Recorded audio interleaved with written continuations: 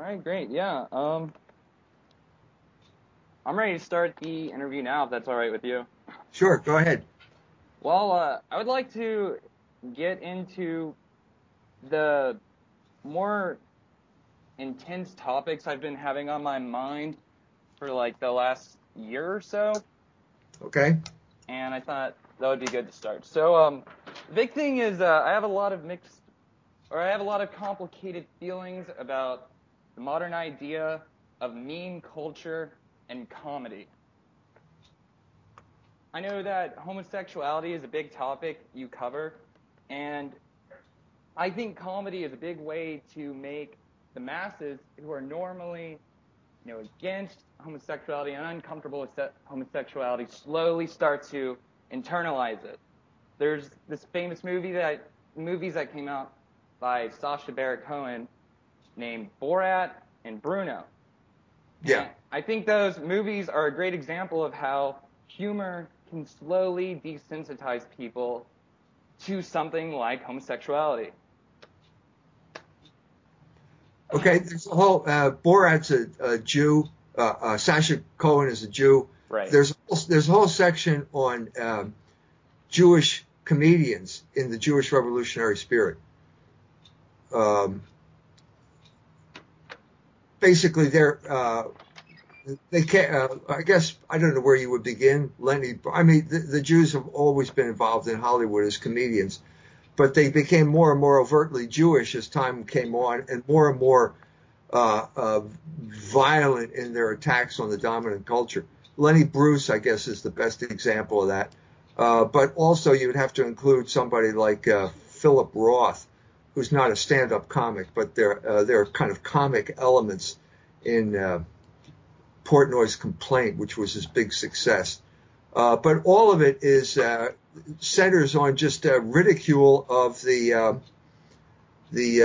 norms, the ideals, the religion of the Goyim and of Christian culture. Well, I guess what I would like to talk about is I don't know if you're familiar with like the communities of like 4chan and 8chan, but they are huge on this like meme culture. And I know you've talked about quote like so-called trolls out there on the internet. A lot of them spread a lot of information around very quickly to a lot of people using humor. And people might stumble upon your content or some other extremely enlightening content thanks to this humor, but I feel like the problem is the humor ends up being the most important thing. So you might get 100 quick, views out of this humor, but that, the content itself that brought people to these issues isn't as important as the humor itself, if that makes any sense. Yeah. I was wondering, how do we tackle like an issue like that where all these people have to, use this humor? I feel like as soon as they start using this meme culture way of communicating ideas, they're automatically, bought out by these they're automatically like serving these greater forces. Having trouble articulating this. There's nothing we can do about people doing what they're doing. I have no power to do this. Maybe you can get them banned from your website or something like that, but nothing you can do about it.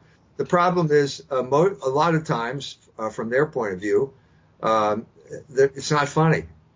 And if it's not funny, people just kind of walk away. And if it is funny, well, let's say, take Sarah Silverman. Isn't she a comedian? That's the story. Yeah, well, she just said if she had to do it over again, she said the Jews killed Christ, and if she had to do it, she'd do it all over again. I don't see why this is funny. Is this funny? I don't think it's funny, but it's Jewish. It's certainly Jewish, and I think that's what happened over this period of time. That the Jews stopped being funny. So they defeated themselves. So if you want to be funny, you have to have some element of wit, But once you let this animus against Christianity and Christians and God and Jesus Christ, once you let that take over your life, you're not funny anymore, and people just walk away from you. And that's what happened to Jewish comedians over this period of time. Right.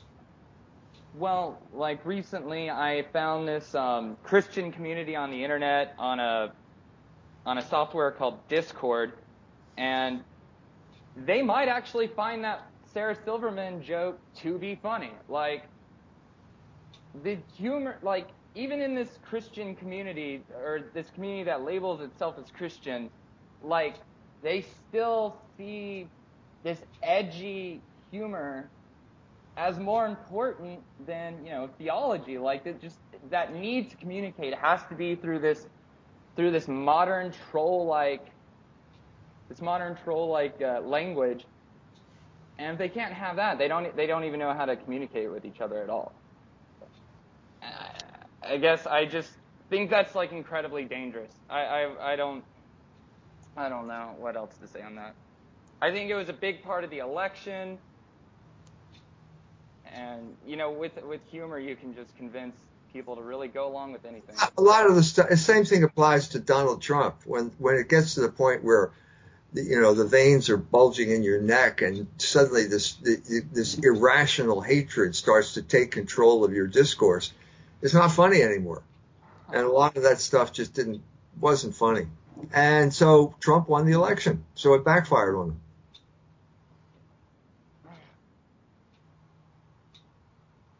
I guess we can move on to another topic. I'm sure you're familiar with like the what's called the truther community, people that are interested in 9/11 being an inside job, or possibly related to Israel, or the Holocaust not being true, or all the elections being, totally fraudulent. And I think people from these communities, myself included, view some of your content with like skepticism. I was wondering if you have a way of like addressing maybe some of those people's concerns. Well, what are the concerns? I can't address anything until you tell specifically what your concern, where your skepticism lies. Well, personally for me, like watching your content over the last couple of years, I would figure someone like you who's been following politics for so long, it would be like very clear to you that Donald Trump early on was not going to be any different than like any other politician. Obama, like in many ways, followed the same sort of procedure as George W. Bush, and I think in a huge way Donald Trump will continue these same things. And I don't think the elections are legitimate. I think it's pretty clear that that whole mess is like contrived, and it's entertainment. And I feel like when I listen to your videos, you maybe like gave Donald Trump a bit too much faith, and it's hard for me to accept all that. I don't know. I said all along there were two issues here. Okay. The one was the protest, and the other one was the personality of Donald Trump. Okay? Yeah. There was a protest against oligarchic rule. Right. Anyone who wanted to protest oligarchic rule had to vote for Trump, because that was the only choice you had. So that protest put him in office. Once he got in office, then a whole new era began, and this era is dependent on his personality. So what I tried to say here was that the election was not a ratification of Trump's personality. It was a protest against the oligarchs. He was given a mandate. It looks as if he's far from fulfilling the mandate that he was given. He's contradicted a lot of what the people who voted him for wanted. But they're two separate things. Right. Okay, well, more specifically, do you have anything to say about, like, Holocaust denial or this theory that Israel was involved with 9/11? Well, we have a conventional narrative that is now lacks credibility. What can I say? The conventional narrative that we have all been given has just pretty much fallen apart. And now the culture, the oligarchs are resorting to force to impose this narrative, which is no longer convincing. Fair enough. Yeah, I agree with all of that. Great. So a couple other things I want to talk about, if we still have time for that, is I see with the rise of this what's called third wave feminism in this modern liberal society, and the rise of like trans culture and like homosexuality culture in America, dividing men and women. And I see it becoming more and more difficult, especially for like young people that I interact with over the internet who are interested in politics and possible conservative ideas. It's becoming more and more difficult every day for them to build a dialogue. And right. I heard those interviews with you and Claire, and right. I thought they were incredibly impressive. And I was curious what you think, like maybe more young men should keep in mind when trying to build these bridges between women the way you did with Claire in this dialogue. Yeah, you're exactly right. You're exactly right. That was precisely the problem there. We were having trouble communicating. I told Claire in an email, I said, your mind is like a 500 horsepower engine in a car with no transmission. She's a very bright lady, but she's completely cut off from any coherent understanding of philosophy or history or any type of discourse. She's Chinese, raised in Malaysia, living in England, and wants to impose an Islamic theocracy on England, even though she doesn't believe in God. So it's completely incoherent. But in many ways, this is typical right. of the situation in Europe and America right now. In other words, this is not like a Muslim from Syria or someplace who just came over on the boat and can't speak English. We're talking about a group of people who were raised in London, raised under this in this culture. They come from an alien culture, and they can't make sense of anything. And what I tried to do in my discussion with her is to come up with some type of philosophical language that will allow us to talk about bigger issues than simply how much does it cost, and I'll take 10 of them. So I'm writing a book now called The History of Logos and the Logos of History. And what I'm trying to do is resurrect the Western philosophical tradition, which reached its pinnacle in the 13th century in Europe, has gone into a period of decline to the point where you have someone like Michel Foucault as the representative philosopher of the West, who basically hates everything about Logos, and try and use this as a way that will allow everyone to talk. Everyone on the planet. That's the goal here. Because in a sense, I'm already dealing with everyone on the planet. I go to Iran. I talk to the people there. I go to India. I talk to the people there. I've been all over the world, and we have a kind of lingua franca now, which is English, which people all over the world speak. But it's the discussion is at a low level, and the discussion with Claire is an example of what I'm saying. Of the low level of discourse. She's a very bright lady, but we really had difficulty talking with each other because we don't share a common philosophical vocabulary. So that's what I'm trying to do. I'm trying to come up with a philosophical lingua franca that will allow us to deal with these important issues. The first part of it is going to be discovering the foundation. And what is the foundation of what I'm talking about? The foundation is God. Logos. The Logos, yeah. It's in the Christian scripture, St. John says, in the beginning there was Logos, and then the third sentence says, and Logos was God. So this is something that we can all come to, no matter who you are, no matter where you're from. It's not an article of faith, it's an article of reason. The existence of God is an article of reason. And once you come to some type of understanding that there is a God and that he created the world and we created us and gave us the power of reasoning or logos, then you can start off organizing your discourse and organizing the way we talk to each other so that we can come to some type of agreement before we all end up fighting each other. Well, do you think with Claire you were starting to achieve that? Yeah, I do. But I said I did two conversations. Whether she wanted to do a third, I said, look, there's no point in doing a third. I sent her a YouTube video of the Frederick Copleston debating Bertrand Russell on the existence of God, where Copleston proves the existence of God. And Russell just doesn't know what to say. He just says, well, I think we should talk about something else. And that's the end of the debate. Claire wrote back and said she couldn't understand a word of what was being said there.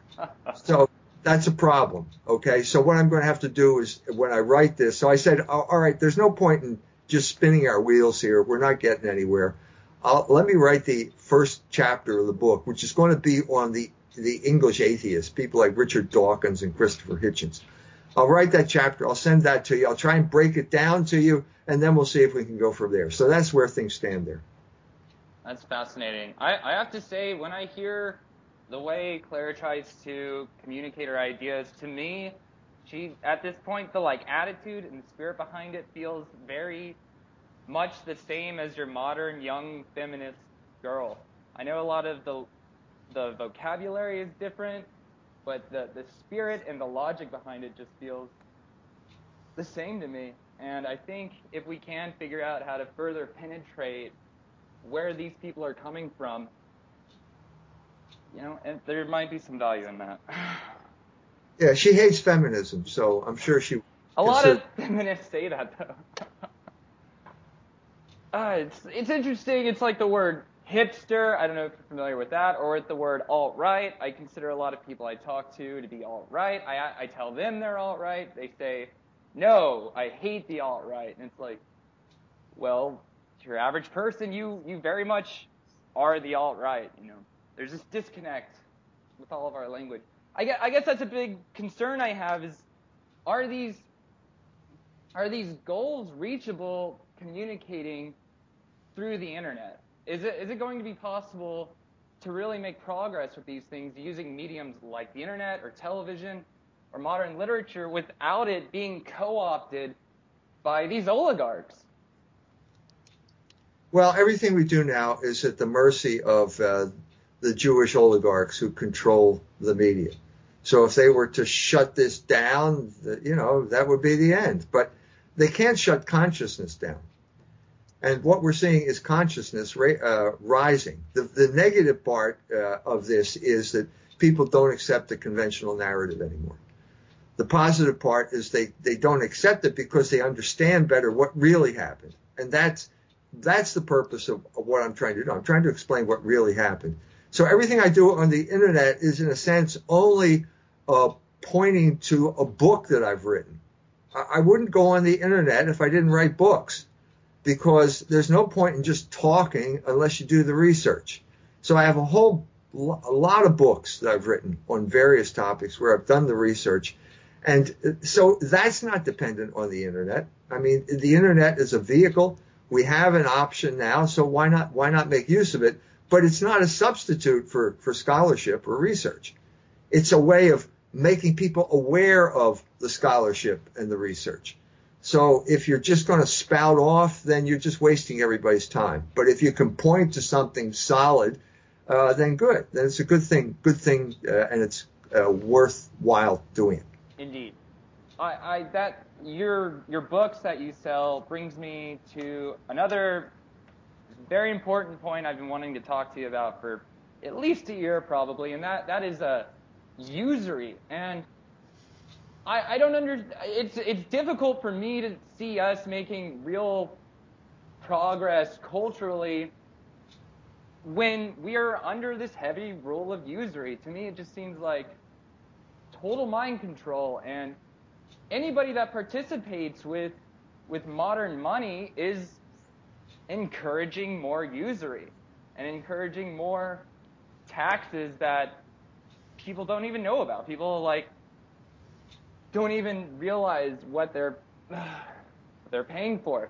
I guess I wonder, like, how in a society totally dominated by usury can we live a noble life Well, you have with money?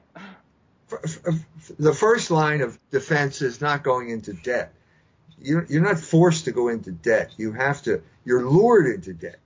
You're deceived and then into debt. And the biggest area of deception for people of your generation is student loans. Right. $1 trillion worth of student loans for a basically crappy education, third-rate education, most of it being indoctrination into political correctness.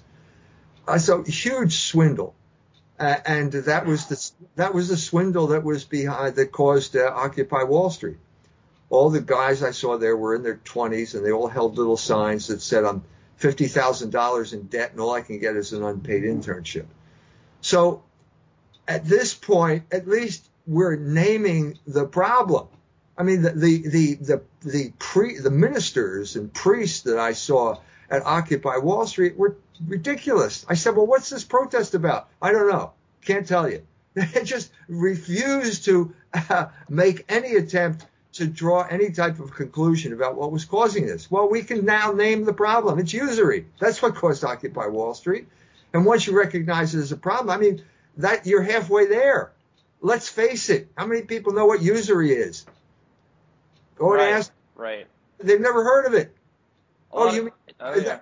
What about Quicken Loans? Oh, well, that's different. I didn't know that was usury. I thought that was just friendly people trying to help me out by giving me money. Or Wonga in London. It got so bad that Wonga had to issue a statement. They said that it's a damned lie to say that they charge 5,000% interest on poor people loans. The truth is, they said we've never charged over 4,000% interest. I mean, this is ridiculous. It got so bad that even the Church of England, in its decrepit state, had to denounce Wonga. Right. Well, look, everything begins with consciousness.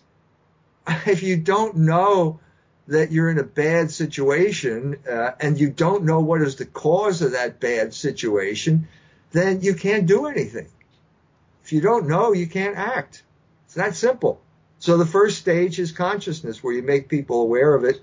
And then at that point, maybe people think twice about taking out a big loan to get a degree at Kaplan University or Kaplan College or one of these for-profit operations that are like mushrooms all over northern Indiana, toadstools after a rain. That's the beginning. That's the beginning of a reaction against it. So, well, I guess, like, I recently rewatched that video of Peter Hellen with David Wormhoff. Yeah. And it talks about the American experiment in liberalism. Yep. And in a part of the video, I read from David Wormhoff, from his language and everything, that he seems to be criticizing, well, honestly, people like you that write these books that are based off of, some of it's based off of, like, maybe very controversial information, like concerning the Jews and whatnot, but it sells books. I'm wondering, like, is it possible to, get information out there, or to make anything that resembles progress without having to rely on modern liberalism, usury, and business and everything? I can't help but wonder as long as you're participating in that system, like whatever you're trying to put out there, it's going to be, it's going to be controlled by that. No, that's not true. Okay. Let me give you an example. I was in Argentina lecturing down there. The people are just despondent in Argentina because of the new pope. And I was taken off to this estancia way in the middle of Entre Rios. And the man there was just full of, seemed like despair to me. And just before I got there, I got an email from a guy in Poland. And the guy in Poland said that between my book, the Polish translation of my book, Libido Dominandi, and the Polish bishop's pastoral letter, we had destroyed gender ideology in Poland. We had won a tremendous cultural battle. Now, anyone who espouses something like gay marriage is immediately seen as an agent of a foreign power, of the European Union, whose purpose is to destroy the Polish people. So that was a tremendous victory, and it was all based, it wasn't just my book, it was my book in collaboration with the Catholic Church in Poland. And I'm saying if we have this type of unity, we can win these cultural battles. We can win. But the problem in the West is that we don't have unity. I mean, now I'm talking about the Catholic Church. There is no unity in the Catholic Church because the Catholic Church is obsessed with having dialogue with the Jews, and the Jews are our main opponent in the culture wars. It's that simple. Whether it's abortion or gay marriage or usury or whatever it is, the Catholics are on one side and the Jews are on the other. And to pretend that that's not the case is simply delusionary. True. That was a great response. I think that was an excellent response.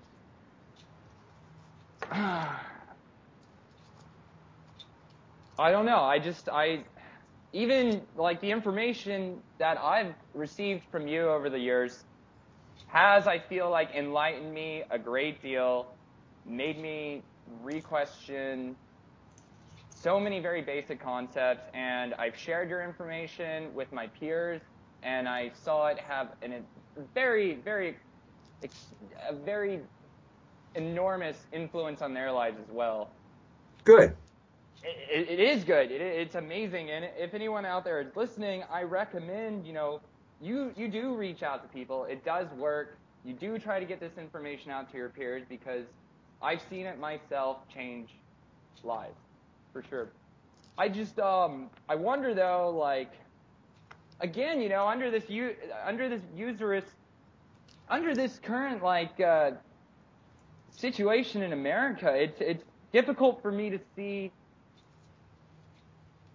It seems like for a lot of people, this information ends up alienating them from society so much. It's just, I'm having trouble figuring out how to make this sort of information and enlightenment work with modern American culture and society.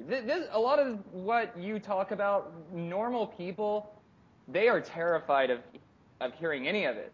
It brings up mirrors in their own lives, I believe, that they're just not ready to see. And again, it's similar like what you're saying with Claire. It's just building this bridge and building this dialogue. I don't know. I was wondering if you had any words to say about just, I guess, just rely on Logos. Well, you're talking about fear. Fear is useless. What is needed is love. I mean, what I'm referring to is Christianity, the Catholic Church. The Catholic Church has been around for 2,000 years. It has survived all kinds of crises, in all kinds of different civilizational epochs, and it survived all of them because it is grounded in Logos, the Logos incarnate, Jesus Christ. And so it has a solid foundation, unlike everything else in this culture, which is basically promoted for a while and then it just dies off and then people just move on from one thing to the other. This has a solid foundation. And if you base your life on its principles, you will have a successful life. It's that simple. And so the question is, are you going to do it? Do you have the will? First you need the intellect. The intellect understands the situation finally. You suddenly understand, oh, now I know what's going on. Well, then you have to have the will to act on what you know.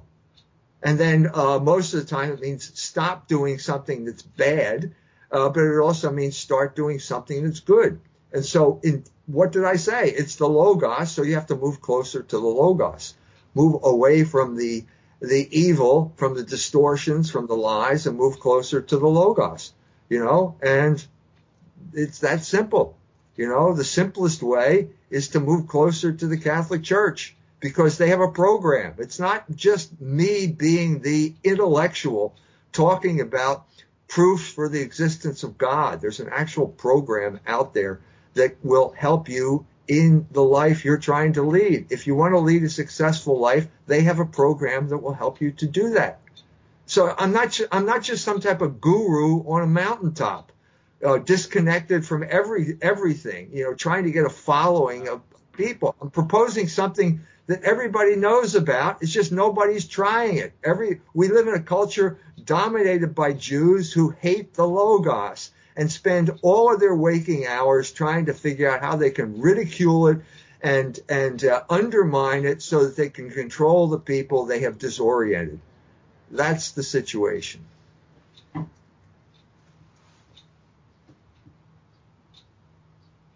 see. I think that's very well said. So yeah, I guess. So for people in your situation, the crucial issue is relationships. Right. And I just wrote an article. It's an ebook now, also available in paper, called How Meyer Lansky Took Over the Cincinnati Ballet and What 4 Ballerinas Did About It. These are all people in their 20s or their early 30s. They're dancers. They show up at one of the biggest ballet companies in the United States, and there's an unwritten rule about the way they're supposed to live their lives. They're supposed to act like homosexuals, even if they are not. And that means transient, sterile relationships. And all of these, there was basically an uprising there. They're tired of it. The people of your generation realize that this is the crucial moment when you've got to form relationships. And if you don't do it now, you may never do it. And you may wake up someday when it's too late. It's never too late to form a relationship. But if you're a woman, it may be too late to form a relationship that will lead to children, because that's a very time-specific option here. And I think that what happened to these people, 4 ballerinas got pregnant. And what they're saying here is, we're not going to go along with this culture of homosexual sterility anymore. There are more important things to life than simply these careers that last a while and then disappear. And if we go along too long, we'll end up just being completely isolated. And so that's not going to happen. So that's a crucial issue. This book addresses that issue in very specific terms. And it explains also in very specific terms who created this world. I'm talking about the art world in Cincinnati as a specific instance of the culture of homosexual sterility and how it got that way. And what you can do to avoid it.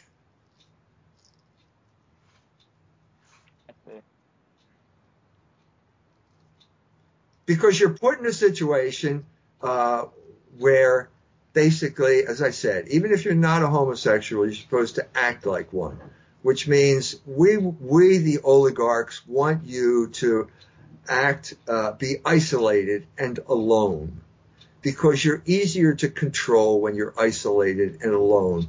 And in order to keep that way, we will fill your mind with all sorts of narcissistic fantasies. Homosexuality is narcissism in its most virulent form.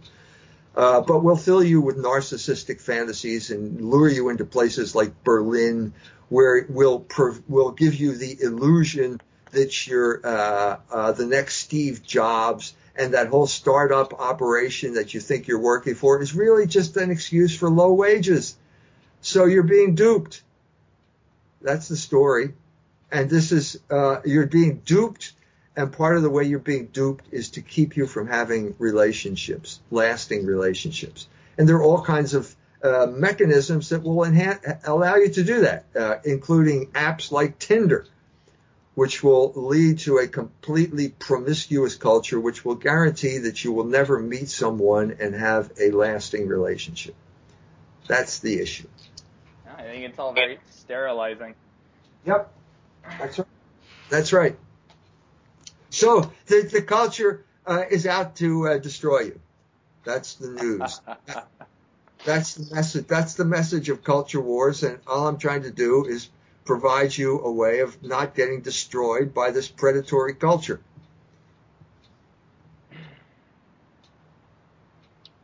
I mean, what do you think is going to bring women to these things? What do you think is going to allow women to see the power in Logos? What do you think is missing from the dialogue for young women to appreciate that? I feel like the vast majority of them are totally controlled by modern materialism. What is missing? What is missing from that specifically? Consciousness. They were deceived. I was sitting on a park bench in Greenwich Village, Washington Park, and there's one woman talking to another woman. She said to older woman, not old compared to me, but older compared to the other woman. And she said, I was sitting at home at midnight eating my cheese sandwich, and I burst into tears because my life is completely ruined and my life is over. She had a job with a prestigious law firm, which is the goal of every feminist, isn't it? Right. You get a job as a lawyer, a high-powered lawyer in New York City. Isn't that the goal? And she now has no friends. She has no family. She has no children. All she has is her job and her cheese sandwich. Well, it's too late now for this lady because she's evidently past menopause. So she's not going to have children, you know. But she can still wake up and salvage what's left of her life. But she first has to understand what feminism was and the fact that it was a trap that was created basically by the oligarchs to double the workforce and cut wages in half and destroy the family wage and exploit labor and extract the last erg of labor from this lady, which they could not have done if she had gotten married, you know, and had a family and so on and so forth. There would have been energy still unavailable to the oligarchs. But because of feminism, she had every last erg of labor extracted from her. They paid her whatever they paid her, probably an impressive salary compared to what I will earn in my lifetime. But she's like the orange that they took the orange and she's the peel, and now they threw away the peel. So that's that. So as I said before, it's consciousness. Women have to wake up to the fact that feminism is a form of economic exploitation.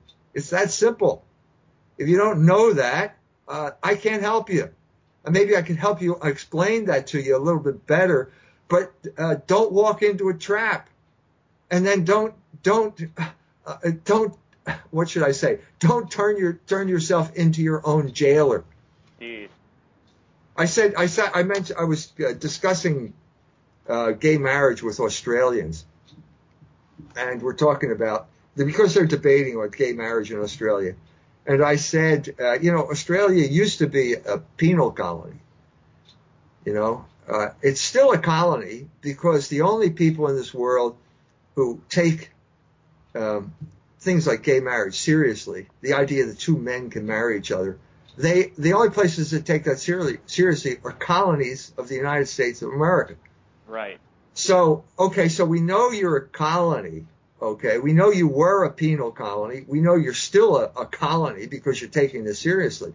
The question is, are you going to lock yourself in your cell every night? Because are you going to be your own jailer? Because when they sent your great grandfather or your grandfather to Australia because he stole Trevelyan's corn, he knew who put him in jail. He knew who put him on the prison ship. Well, now if you're promoting gay marriage, you're locking yourself in your own cell every night. So this is as I said, gay marriage, feminism, these are all forms of control. So all I'm trying to say is, you better wake up to that fact, because if you don't, you'll end up like that poor lady on the park bench in Greenwich Village. And you only get one life. I hope I don't offend the people who believe in transmigration of souls here, but basically you only get one life. And you don't have a practice life. It's the only life you get. And once it's over, it's over. And you can't change the past at all. But you can figure out what's going on and act. First, understand. Second, act. And act in a way that will liberate you from the forces that are trying to control you. Do you have any example that comes to mind of freedom from those things in this modern world? Like maybe an anecdote about what freedom from those shackles in a modern world looks like? I know all kinds of people who have led successful lives. They got married. They remained faithful to their vows. They had children. They raised the children. The children have successful lives. It's possible to do this, even though all the forces in the world conspire against you. You can't do it on your own, which is why I'm talking about God here. Right. You have to have some type of supernatural help. And as I said, the Catholic Church, even if it's run by idiots, and sometimes I get the impression that it is run by idiots, it still has a sacramental system which is completely independent of the state, the psychic state of the minister. So it's not as if you have to have a genius to have the grace from the sacraments. So that's what I'm saying. It has happened. The fact that we have existed this long, the fact that there are still people leading peaceful lives in spite of all the turmoil around them, is proof that this has worked and that it continue to work, and that anyone who proposes an alternative, let's say the Richard Dawkinses and the Christopher Hitchens of the world, who are telling you that God doesn't exist, all they're really doing is trying to enslave you. Because they, in many ways, are enslaved to their own passions. For example, you can be successfully promoted, but you can still be a slave of your own passions. Personally, I have met many rich Jewish people that are well connected, have these extremely, I guess, intellectual, well-educated lives, and I don't see them escaping the trappings of modern society. I don't feel like often what I hear from Jewish people is you're jealous, and it's like, I don't think I'm jealous of these trappings. I feel a pity for you that is your I'm annoyed that you're screwing up our culture. That's the way I would put it. I'm annoyed that you're wrecking things for everybody else because of your stupid rejection of Logos and insisting that we follow you when I don't want to follow you. You're not worthy of being of a following. You're leading people to destruction, and whenever people object that you're leading people to destruction, you accuse them of being anti-Semites. So it's become intolerable. I mean, it's intolerable. It's spreading. This is another consciousness that's spreading, far and wide. The fact that anti-Semitism is simply a way of shutting down, and then calling people anti-Semites is a way of shutting down discussions that the Jews don't want to happen. I guess it's necessary for these things to eventually end or change. Yes, and they change very quickly sometimes, and you don't know how it happened, but, that's the way it goes. That's what life is like. Jesus said it's like leaven spreading through a loaf. You don't know how it happens. You put a little bit in, and there's a lot of dough and a little bit of yeast, and then suddenly the whole thing just swells up, and you don't know how it happens. Well, that's what consciousness is like. It spreads like leaven in a loaf, and that's what we're trying to do right now. And thank you for giving me the opportunity to do it. Same here. Just to make a couple of things clear, you would recommend young people interested in following Logos to find their local Catholic community? Yes. Great. Well, that is something I'm definitely going to put more effort into myself. Yes. You won't be disappointed. It's not easy, but you won't be disappointed ultimately. And I would also like to say for like anyone listening, they should definitely check out E. Michael Jones' musical album. I think he recorded it maybe 20 years ago watching MTV. Yes, it's more like 15 years ago. 15 years ago. Yeah, that's just a great album, and I think young people will enjoy it. I just think it's great. I was listening to that last night. Thank you. At the moment, I don't have any other topics that I can really think of. If there's something else you'd like to say, I appreciate all that. Or if you I think we pretty much covered it. I pretty much covered it, and I want to thank you for giving me the opportunity. I want to thank you too, and just thank you for everything, E. Michael Jones, and I hope you have a nice rest of your day. You too. Thank you.